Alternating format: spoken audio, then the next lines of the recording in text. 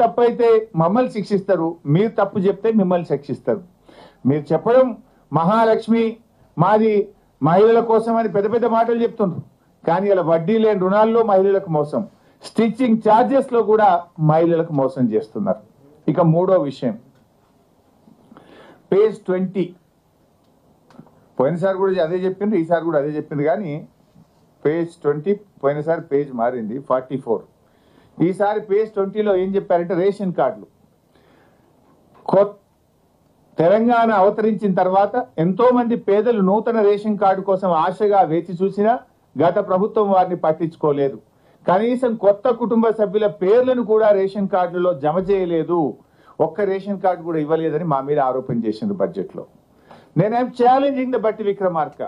BRS ప్రభుత్వం 6,47,479 ration కార్డులు ఇచ్చింది.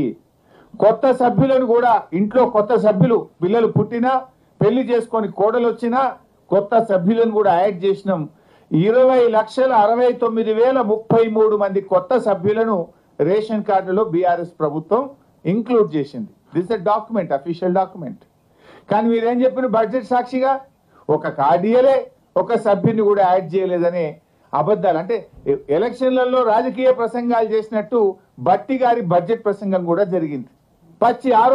పచ్చి అబద్ధాలు, పిచ్చి ఆరోపణలతోని బట్టి గారి ప్రసంగం ఈరోజు కొనసాగింది. అంటే అరచేతిలో వైకుంఠం, ఆద్యాంతం అబద్ధాలు. అరచేతిలో వైకుంఠం చూపించారు, ఆద్యాంతం వారి ప్రసంగం అంతా అబద్ధాలతో కొనసాగింది. 72 పేజీల బట్టి గారి ప్రసంగం గురించి చెప్పాలంటే పోయినసారి 70 పేజీలు ఉండే, ఈసారి 2 పేజీలు పెరిగింది. బడ్జెట్ లో 2 పేజీలు పెరిగినాయి తప్ప పేదల సంక్షేమం మాత్రం పెరగలేదు. ప్రజలకు ఇచ్చిన హామీలకు బడ్జెట్ లో చోటు లేదు. ఎన్నికల ముందు అబద్ధాలు, అధికారంలో వచ్చిన తర్వాత కూడా ఈరోజు అబద్ధాలే మాట్లాడుతూ వచ్చినారు. అంటే వారి ప్రసంగం అంతా కూడా 72 పేజీల ప్రసంగ సారాంశం అరచేతిలో వైకుంఠం, ఆద్యాంతం అబద్ధం. ఇది బట్టి గారి ప్రసంగం యొక్క సారాంశంగా మనం చెప్పుకోవాల్సినటువంటి అవసరం ఉంది. ఇకపోతే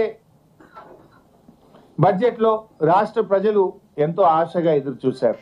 ఎందుకంటే వీళ్ళు ఏం చెప్పిండ్రు, ఒకవైపు బట్టి విక్రమార్క సంతకం పెట్టి మరొక వైపు రేవంత్ రెడ్డి సంతకం పెట్టి ప్రజలు నమ్ముతలేరని బాండ్ పేపర్లు పంచారు ఇంటింటికి. చివరికి సోనియా గాంధీతో ప్రజలకు ఉత్తరం రాయించారు.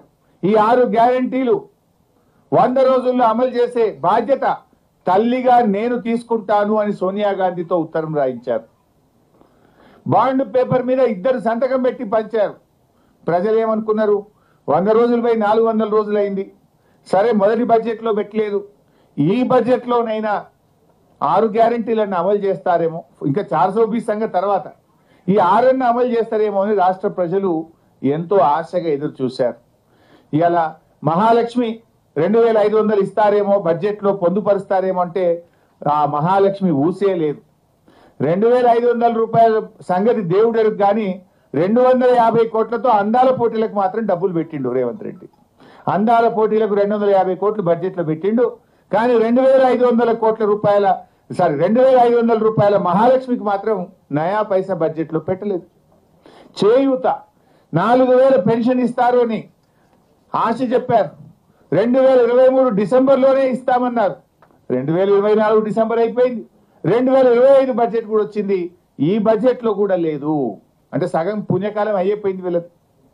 అంటే ఇలా వృద్ధులను, వితంతువులను, గీత చేనేత కార్మికులను, ఎయిడ్స్ పేషెంట్లను కూడా ఈ రాష్ట్ర ప్రభుత్వం 4,000 పెన్షన్ ఇవ్వకుండా బడ్జెట్ లో నిధులు పెట్టకుండా మోసం చేసిండ్రు. పెన్షన్ల విషయంలో ఒక పని అయితే చేసిండ్రప్ప, కొత్త పెన్షన్లు ఇవ్వలేదు కానీ ఉన్న పెన్షన్లు మాత్రం కూడా వీకిండ్రు. రేవంత్ రెడ్డి గారి 16 నెలల పాలనలో ఈ రాష్ట్రంలో 1,50,000 పెన్షన్లు తగ్గినాయి. 1,50,000 పెన్షన్లు కోత పెట్టిండ్రు. వీళ్ళు చెప్పింది 4,000 ఇస్తామని, 4,000 ఇవ్వలేదు కదా, ఉన్న పెన్షన్లలో 1,50,000 మందిని ఏరేసిండ్రు. I'm challenging.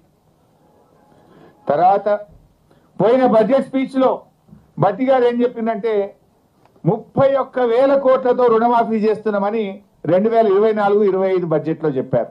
31,000 కోట్లతో చేస్తామని చెప్పారు. ఈ బడ్జెట్ లో చూస్తే మేము 20,000 కోట్లు ఇచ్చేస్తాము అని చెప్పేసారు. అంటే ఇప్పుడు మిగతా వాళ్ళ సంగతి ఏంది? ఫర్ ఎగ్జాంపుల్ నా ఒక్క నియోజకవర్గం